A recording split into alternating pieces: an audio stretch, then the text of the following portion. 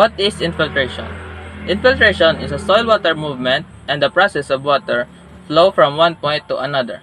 Like I said, it is a process by which water on the ground surface enters to the soil. The water of the soil surface can originate from rain, snowmelt, and many others. Infiltration and percolation plays an important key role in the surface runoff, groundwater discharge, evapotranspiration, soil erosion, and transport of chemicals in surface and subsurface waters. Is defined as the flow of water from above the ground into the subsurface from rainfall or irrigation. The water at the soil surface can originate from rain, snow melt, or any other anthropogenic activities. An infiltration divides water resources into surface and subwater. It is a key process in hydrological cycle. The infiltrations depends on the availability of water at the surface and on the soil characteristics, which influence the water retention capacity and hydraulic conductivity. The movement of water into soil is caused by gravitation and is affected by forces of soil particles on the water, as the forces depend mostly on the soil water content infiltration on a linear time-dependent process. Factors affecting infiltration. So there are 4 factors, namely soil characteristics, surface entry, fluid characteristics, and infiltration capacity.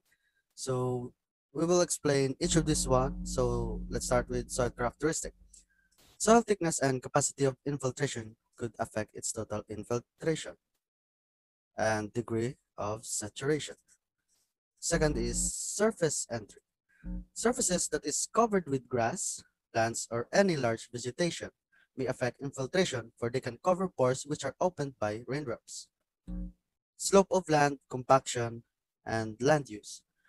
So the third factor is fluid characteristics. Turbidity of water is a factor. Temperature of the water and contamination of water.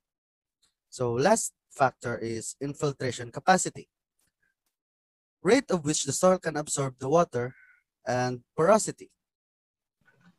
Next would be the infiltration measurements. There are 3 types that we've discussed recently about the use of measurements, which are rainfall stimulator, the hydrograph analysis, and the flood type infiltrometers.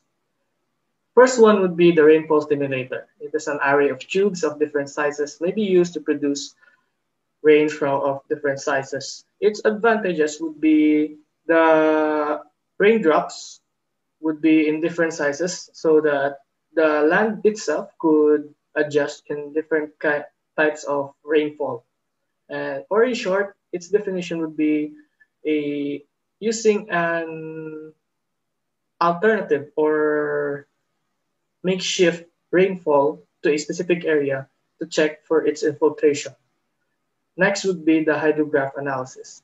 It is a seismograph which is used for the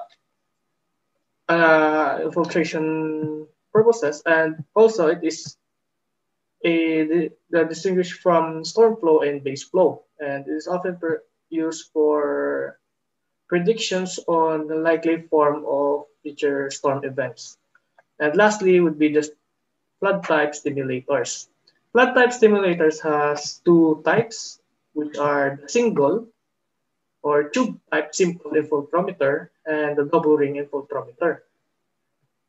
Now, even though this is kind of simple, it has a disadvantage, which has the raindrop impact effect throughout the measurement, and some would be the driving of the tube or the rings to it might disturb the soil structure. Now let's proceed to the next topic. Horton's model and Phillips equation.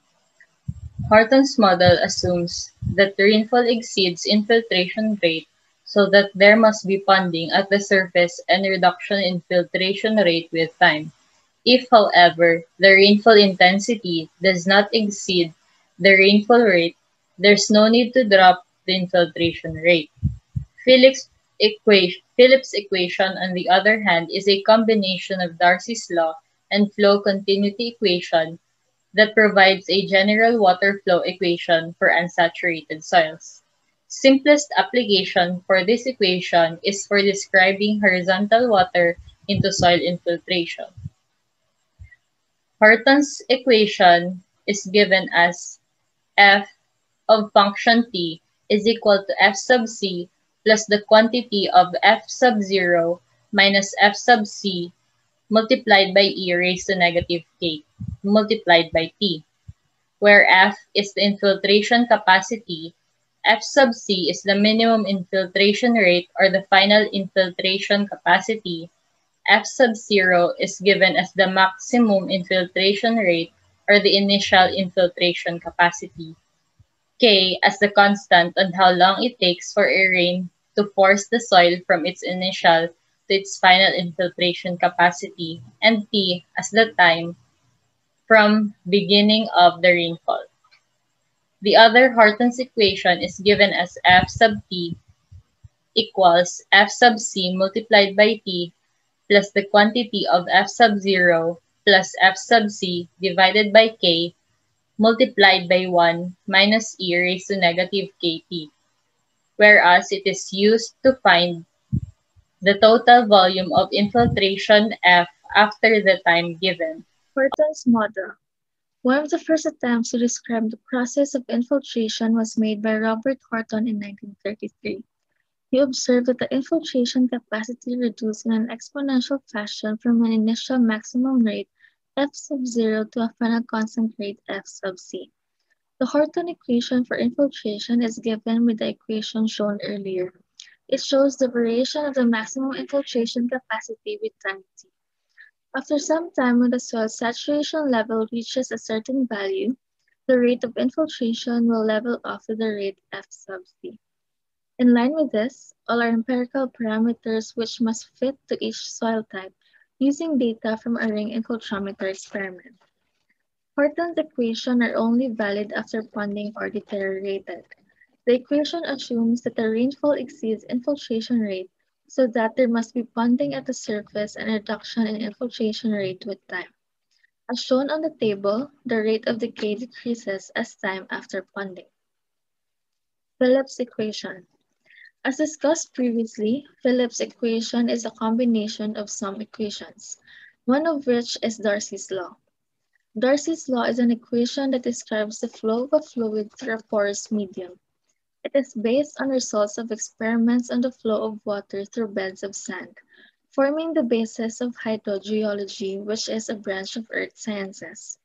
Moreover, Darcy's law is the most accurate mathematical study of the phenomenon of vertical flows of liquids in both saturated and unsaturated soils.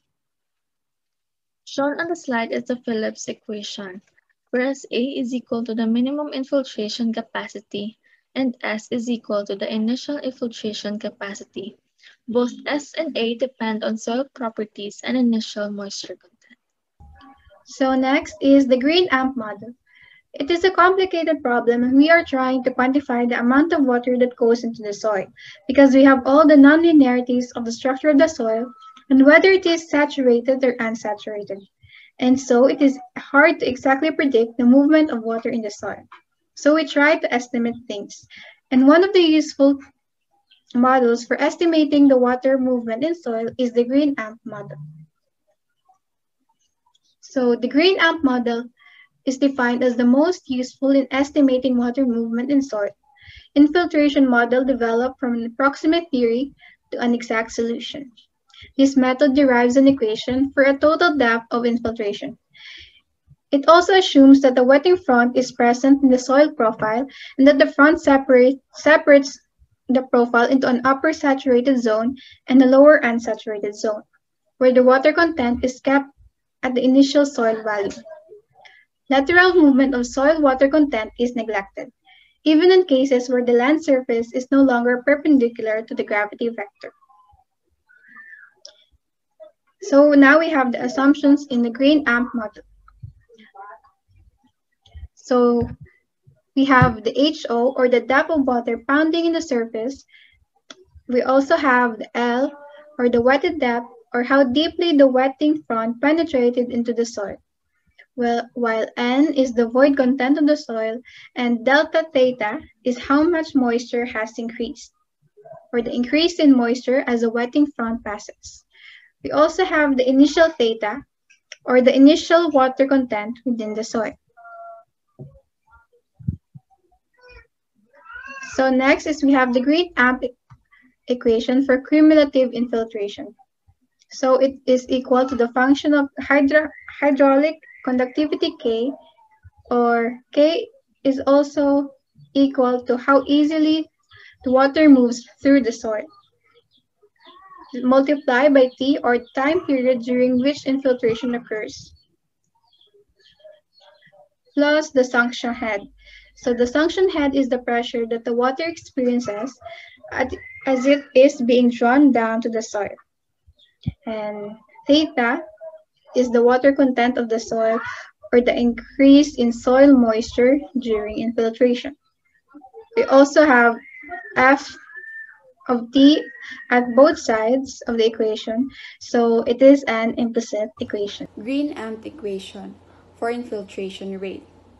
The basic assumption behind the green and AMP equation is that water infiltrates into relatively dry soil as a sharp wetting front, whereas infiltration rate of time t is equals to hydraulic conductivity open parentheses times suction head times increase in soil moisture infiltration over F times time period during which infiltration occurs plus 1. Green AMP parameter. Soil type, sand.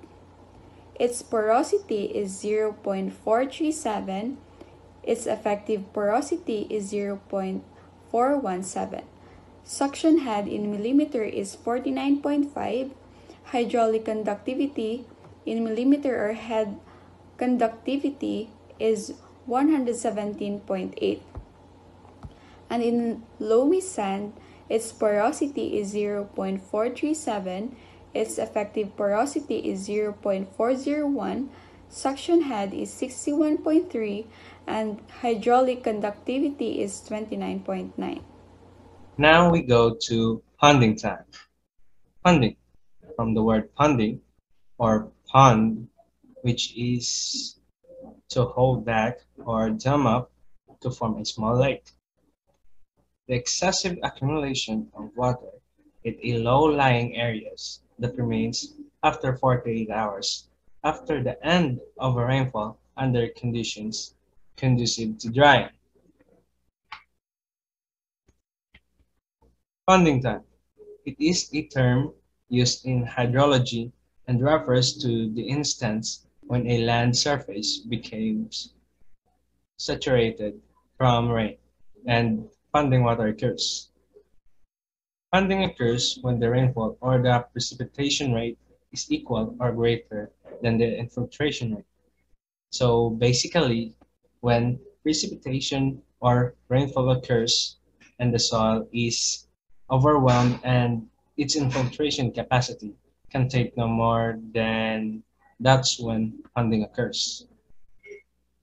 The variation of the infiltration capacity at a given location during steady rainfall having an intensity smaller than the initial infiltration capacity of the soil is investigated. The importance of the infiltration process in soil, hydrology, and environmental science had led to considerable literature dealing with experimental observations and theoretical, analytical, numerical, and empirical modeling of infiltration. Let's continue discussing our topic ponding time. You have already know what ponding time is, but for a further discussion about ponding, we are all familiar what happens when rainfall occur. We can say that some parts of surfaces are land areas that are ponded by water. It happens due to infiltration. It is the ability of the soil to hold water. Land surface starts to pond because the soil is already reached its maximum capability and can't hold water anymore. That is why we have two distinct time periods that we considered. One prior to ponding, when the rainfall intensity is smaller than the infiltration capacity. The duration of the first period depends on the intensity of the steady rainfall as well as on the initial value of the infiltration capacity. If the initial infiltration capacity is at its highest value, the duration is defined as the steady rainfall funding time, or in short, the funding time for the specified conditions. The second period is which begins at the initiation of funding when the filtration capacity becomes smaller than the intensity of the steady rainfall. Funding does not instantly occur. That is why we predicted it and have formula to calculate funding time, not unless when rainfall pours a greater amount of water. Basically, it maximizes the infiltration capacity. So I will introduce to you the equation for funding time, whereas I stands for rainfall intensity or the initial rainfall intensity. This one, the section head, delta theta, stands for increase in soil moisture during infiltration or change in water content. The big letter K stands for hydraulic conductivity, and the T sub P stands for funding time. And lastly, we'll be talking about the fitting infiltration models. And according to an article, namely Comparison of Infiltration Models in NIT Campus, many infiltration models have been evolved to evaluate hydraulic processes from about 1911. Some fitting infiltration models are made up to put up Excel programs to make it more easier and accurate through solving by hand. Though solving by hand is a must, it is very time consuming. So as said, using the three models, which are Horton model and Taylor's equation, the Grimp model, and the Ponting time, we somehow get the most accurate solution within the three equations in order to find the most accurate and most specific answer to a infiltration process within a specific area. We somehow can find ways to put it into Excel programs so that our solutions would be more accurate, more precise, and sometimes it can give us sufficient time in order to solve many more problems. And though, as I said, though solving by hand is a must, we engineers must know how to adapt and to learn on how to use our materials around us that surrounds us in order to make our work easier, more accurate, and more specific. That's all. Thank you for giving us your time, and thank you to our professor. God bless. And thank you so much.